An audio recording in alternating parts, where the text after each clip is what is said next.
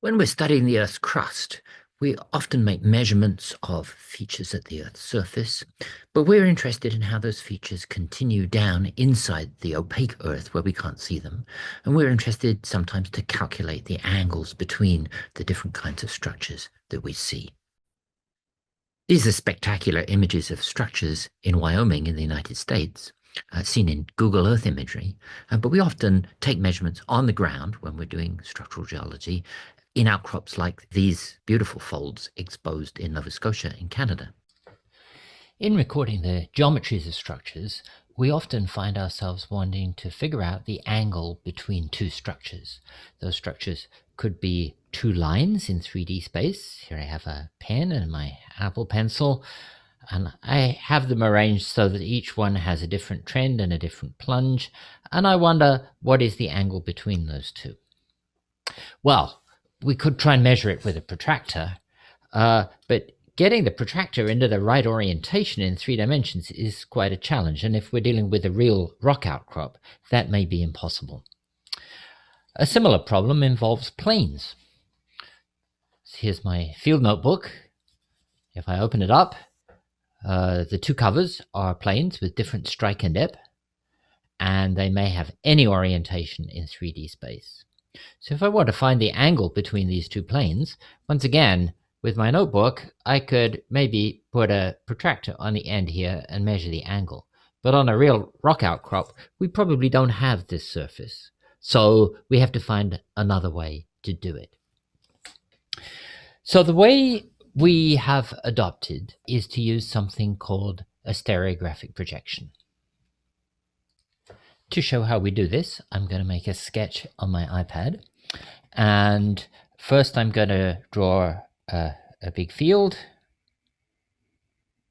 And we'll imagine our geologist is standing in the middle of the field, and north is this way. And our geologist wants to measure a geologic structure that is plunging down, let's say, sort of towards us and to the right, plunging down towards the southeast. So let's say the trend of this structure is 1, 2, 3 degrees, and the plunge is, let's say, 37 degrees. So it's coming out towards us and plunging down into the ground. So in order to represent this in what's called a stereographic projection, we need to imagine that our geologist is sitting in the middle of a big sphere.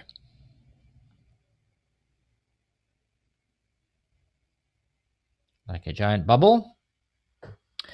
And we'll draw the ground here. There it is. And so this big red arrow will be piercing through the sphere, maybe making a little hole in it, somewhere about there. So now we're going to imagine that our geologist climbs up onto the top of the sphere, and that we make a little tiny hole in the top of the sphere, just here, and our geologist looks down through that hole. So let's see what they see.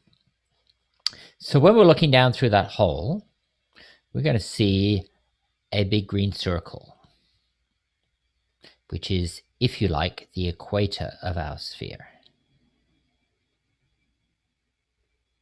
There it is.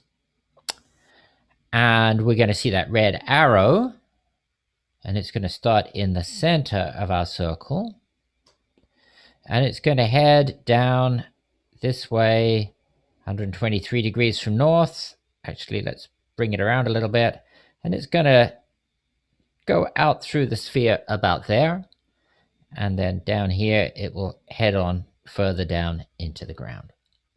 So we can represent the location of that point, or that line in 3D space, by measuring around from north 123 degrees. That part is easy. And then we need a way to measure somehow 37 degrees down the inside of the sphere. So in order to do that, we need some kind of a protractor measuring device if we're to make measurements on this plan view of the sphere, which is known as a stereographic projection. And if we can find a way to do this systematically, we could maybe plot two lines, or we could find a way to plot planes, and then we can find a way to measure the angles between them. So to show how this is done, I'm going to flip over onto the Visible Geology website, which has a neat stereographic projection tool which helps with visualization. And you get to this by just typing visiblegeology.com into a browser. And when you click on the StereoNet section, it comes up with this view of the projection sphere on the stereographic projection. So at that point, I have my grid of lines and I have my little red dot there. So the grid of lines is going to function as a kind of 3D protractor when we do it ourselves. And we do need to be able to do this plotting ourselves rather than relying on Visible Geology to do it for us, because we want to make some calculations and measurements with these points. We don't just want to look at them and say, gee whiz, we plotted the points. We need to be able to do some calculations.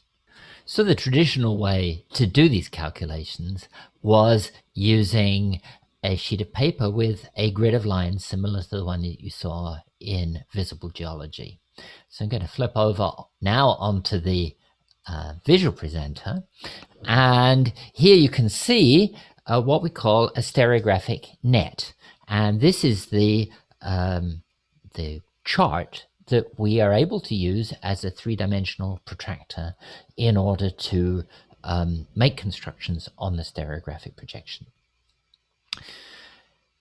Now, in a traditional class, I would be introducing you to the elements of the stereographic net, which you can see here. And we will do this on the sheet of paper, but you'll meet them again on screen shortly. So you can see the projection is a circle, and the circle is divided up by a whole lot of lines, some of which have names. The first line that's important is this one right around the outside, which is known as the primitive, or sometimes the perimeter of the stereographic net. These lines that go from top to bottom are lines that divide the original sphere in half in 3 dimensions, and those are known as great circles. And that's a term that's used in geography as well to describe lines on the globe. Then we have these lines here, which do not divide the sphere in half. They're all centered on the top and bottom points, and those are described as small circles. The remaining things to know about on the stereographic net are that there are 4 cardinal points here, and we're going to label those top, left, right, and bottom. Notice that we don't label them north, south, east, and west, because one of the things we're going to have to do is to turn this around to make measurements. So they're not going to be in their standard orientation all the time.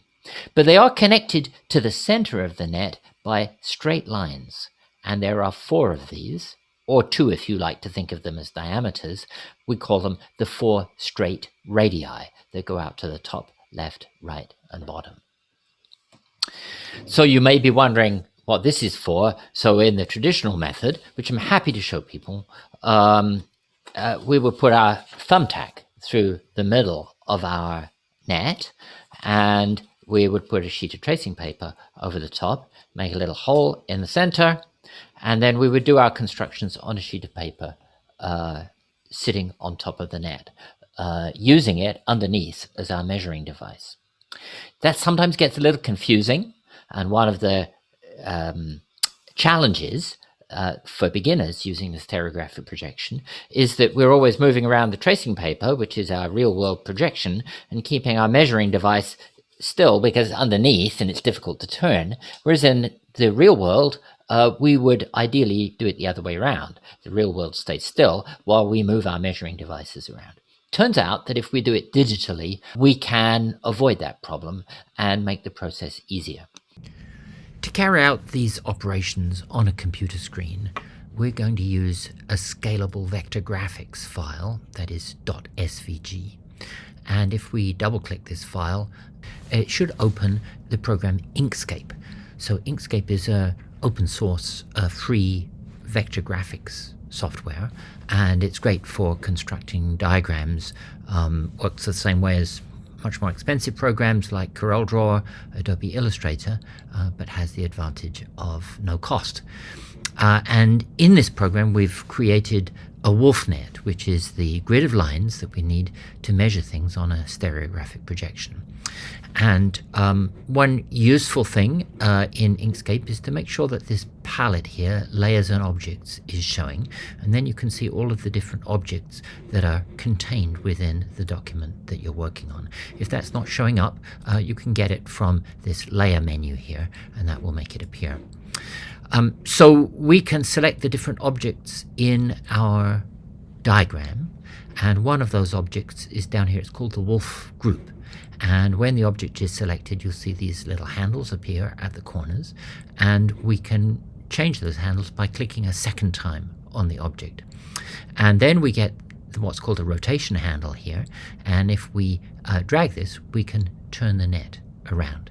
And you can use the little green numbers at the side, which should stay fixed because they're in a locked layer, and you can use those little numbers to turn the net around to any particular amount you want. So if we wanted to do 123 degrees, we would put it just here. If you want to return the net to the starting position, you can do so. There's a little note at the bottom that gives you the keyboard shortcut in Inkscape: Shift-Alt-T on a Windows machine or Shift-Option-T on a Macintosh. I'll try that now. And if I press that key combination, then the net returns to its starting position. One thing to watch out for is that this wolf group contains a couple of different objects. It has a rectangle and an image inside it, and when you're rotating it, or if you want to return it to its start position, you should make sure that the whole group is selected and not one of its parts. If the net doesn't return into the right position, it's probably because one of its parts has been rotated. So just make sure that stays selected when you're turning the net in the layers palette here over on the right hand side. We have other ways to turn the net around if we want to. So if we go up into the object menu, we can find here down at the bottom that there's a transform option, and that brings another palette up over on the right hand side, and it has sub palettes, if you like, here, tabs, and one of them is rotate. So if I type 1, 2, 3 in here, and then I make sure that clockwise is selected here, because you can do clockwise or counterclockwise here, and I hit apply, it will rotate the net that same 123 degrees that we did by hand before. And once again, if we use Shift-Option-T, we can return it to its starting location. So let's try plotting the orientation of our line with trend 1, 2, 3 and plunge 37 degrees. So here I am in Inkscape, and I'm going to enter in 1, 2, 3 in the angle here. I'm going to apply that rotation, which will turn the net around. And then we've provided here in a layer that's called movable symbols, we've provided a set of symbols. And these are little X's in different colors. And what I'm going to suggest you do is you use the clone capability in Inkscape, which is this icon up here, create clone. And what that will do is it will create a copy of that little cross symbol. The advantage of doing this is that if you decide you want a bigger cross or a different colored cross, you can change the original and all of the copies will change later on. So this is a good way to make multiple objects that are all linked together. So I'm going to get hold of this little cross here, and I'm going to move it down here. So this orientation here at the primitive at 123 degrees, that would be a horizontal line trending 1, 2, 3. So for a plunging line, we have to go down the inside of that sphere, and these are, the little lines are 2 degrees apart and the bold lines are 10 degrees apart, so 10, 20, 30, 36, and 37 is just here. And if you don't think you've got it in quite the right place, you can use the arrow keys to move it around by a tiny amount, and once you feel you have it in the right place, I'm just going to move it up a little bit. There we go. That's done. If you want, we can return the plot to its starting position, and the X will stay put there. My movable symbol is still in the layer of symbols, and it may be a good idea to move it up into the work layer. So I can click on move to layer here, and I can choose the work layer, and I can move my symbol up into the work layer, which was empty before, but that's provided there for you to keep your work. So here we are, we have completed the plotting of our first orientation measurement on a stereographic projection, and that is a line with trend 123 and a plunge of 37 degrees.